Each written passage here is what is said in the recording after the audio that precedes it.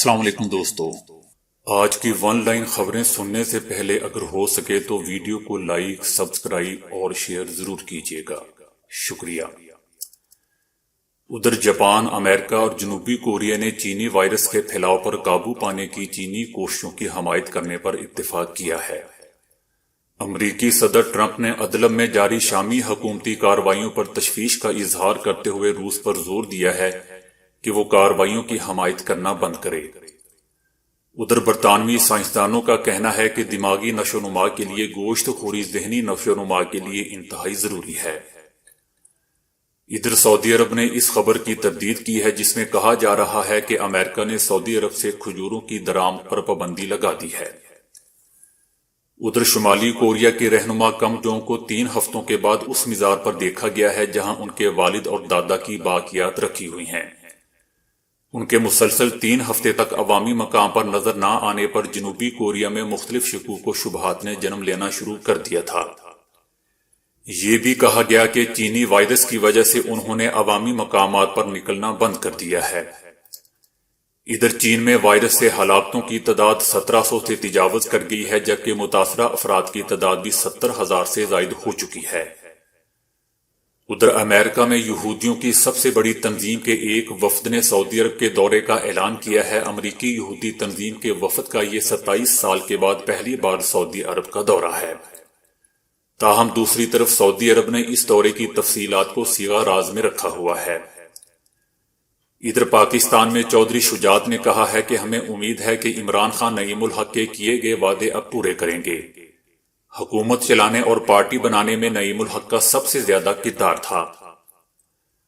ادھر Google maps نے بھارت کے سوا پوری دنیا میں مقبوضہ وادی کو متنازع علاقے کے طور پر تسلیم کیا ہے، اور جب اس کے مقبول سرچ انجن پر تلاش کیا جاتا ہے تو دنیا بھر میں اسے متنازع علاقے کے طور پر دیکھا جا سکتا ہے، لیکن جب اس کو بھارت میں دیکھا جاتا ہے تو اس کو بھارت کے حصے کے طور پر دکھایا جاتا ہے۔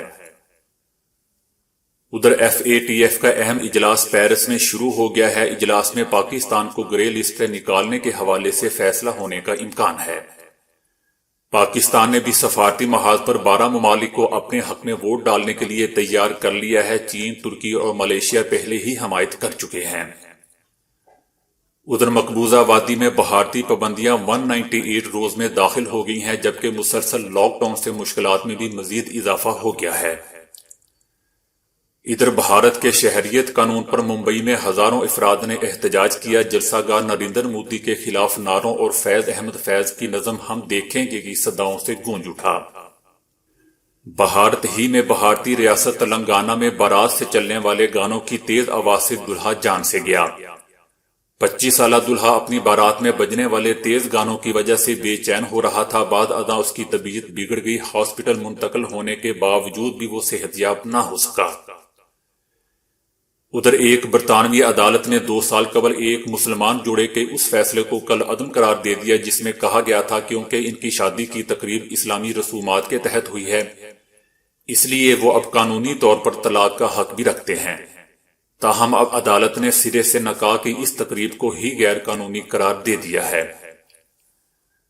ادھر سعودی عرب نے موٹر سائیکل اور آٹو رکشا کی درآمد کے لیے نیا لائحہ عمل جاری کر دیا ہے۔ ایسی 3 پہیوں والی گاڑی اور سیکنڈ ہینڈ جس کے سلنڈر کی قوت 125 cc سے کم ہو انہیں سعودی عرب میں درآمد نہیں کیا جا سکتا۔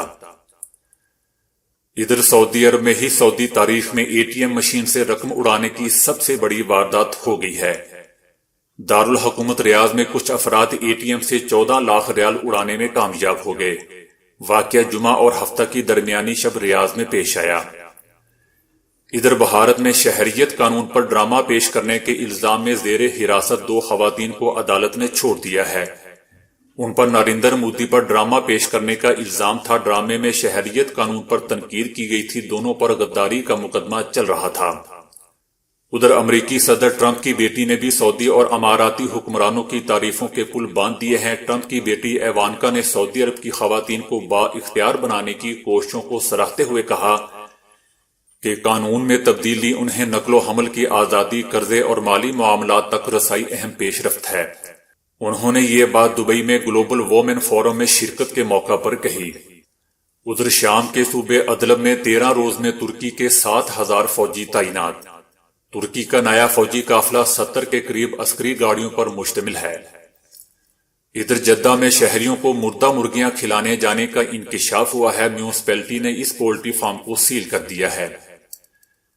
ادھر سعودی خواتین کو سگریٹ پینے کی اجازت مل گئی ہے، ریسٹورنٹ میں خواتین اب کھلے عام یہ کام کرتی دکھائی دے رہی ہیں۔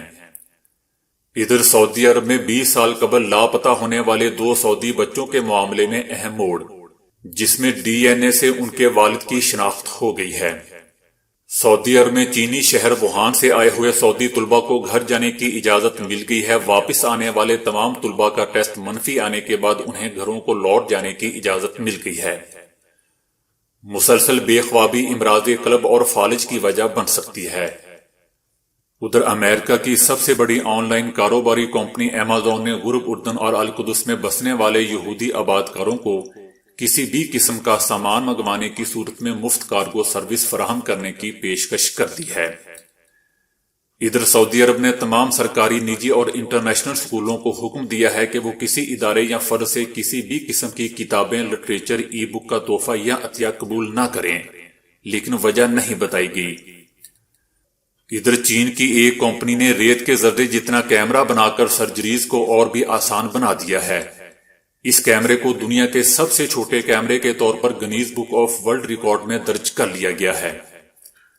ادھر ایمیزون کمپنی کی مصنوعی ذہانت کی ڈیوائس الیکزا بہت سے لوگوں کی زندگی کا لازمی ترین حصہ بن چکی ہے۔ لوگ الیکزا کو حکم دیتے ہیں اور وہ ان کی پسند کی موسیقی یا کوئی بھی چیز چلا دیتی ہے۔ دوستو، گوگل کروم، فائر فاکس اور مائکروسافٹ براؤزر کے ناموں سے تو ہر کوئی واقف ہوگا، لیکن ان 3 کمپنیوں کے درمیان ایک ایسی روایت موجود ہے جس کے بارے میں شاید کوئی نہیں جانتا۔ یہ روایت سالگرہ یا دیگر کسی بھی کامیابی پر ان کمپنیوں کا ایک دوسرے کو کیک بھیجنا ہے۔ ادھر چین میں دنیا کا پہلا سمارٹ ریلوے ٹریک قائم کر دیا گیا ہے، جس پہ چلنے والی ٹرینوں اور سٹیشنز پر ایسی سہولیات ہیں کہ لوگ ہوائی جہاز کو چھوڑ کر اس ٹرین میں سفر کرنے کو ترجیح دے رہے ہیں۔ تو دوستو، آج کے لیے اتنا ہی۔ ویڈیو کو لائک، شیئر اور فالو کرنے کا شکریہ۔